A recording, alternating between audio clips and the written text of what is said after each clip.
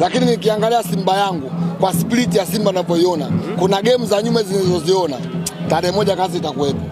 Tarehe moja ajiandae, watafute nyavu kwa ajili ya Luemba, watafute nyavu za kumvua, yani sio beki kumvua, ni avuliwe kama samaki, labda kumzoa waweke vinyavu ni kama samaki. Hamna kumkaba Luemba, hakuna kumkaba Luemba. Narudia, nani taja, nani atamkaba Luemba? Nani Damaro amkabe nani? Luemba. Hivi nyinyi Luemba ni mchezaji wa kawaida, mnamchukulia poa poa tu, kisha mnavyomuona kichembamba kilasta kimekaa hivi mnamuona mchezaji wa kawaida. Luemba ni mchezaji hatari. Umeelewa vizuri? Watafute beki kwa kumkaba Luemba. Sisi tumekuja kutambulisha wachezaji. Kuna yule mtaalamu mwenyewe anatokea pembeni kwenye chake kule. Tichake Pagome anapita pembeni kule. Kama Sauli vya ana overtake, kama Basa ana overtake, anapita pembeni. Kwa sisi tumejiandaa, pressure tumeshusha. Tutaenda Zenji. Samataka tuende Zenji. Tunaenda. Tena tuendi tu, tunaenda kwa kishindo. Watupokee. Mandala, kama kwa Mkapa mmewashindwa mara 6, wanawapeleka kule Guantanamo Bay.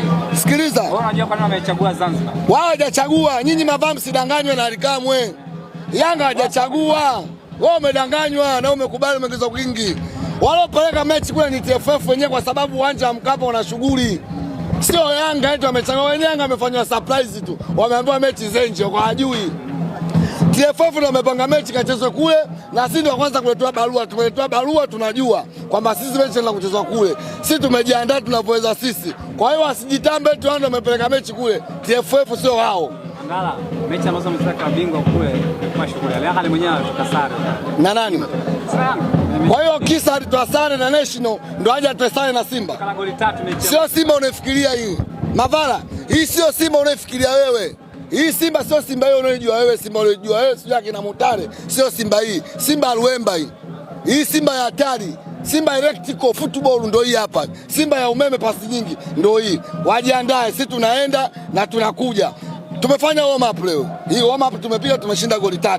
Tunajiandaa kwa ajili ya nini? Kwa ajili ya dabi. Tumejipanga. Kama tumeweza kwa block, kama tumeweza kuwazuia hii Waarabu. Waarabu wamenifurahisha sana Waarabu.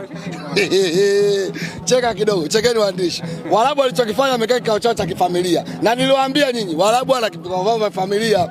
Wako wanapiga tu zile pasi fupi tu, wanapiga katikati kumbloku Yanga. Sisi tumeenjoy, tunafurahi na tumefurahi zaidi. Simba yetu inazidi kupamba moto, Simba yetu ya asali na maziwa ndio yetu tunaiona, tunaenjoy. Tunasubiri tarehe moja tufunge mdomo, tukatoe uteja.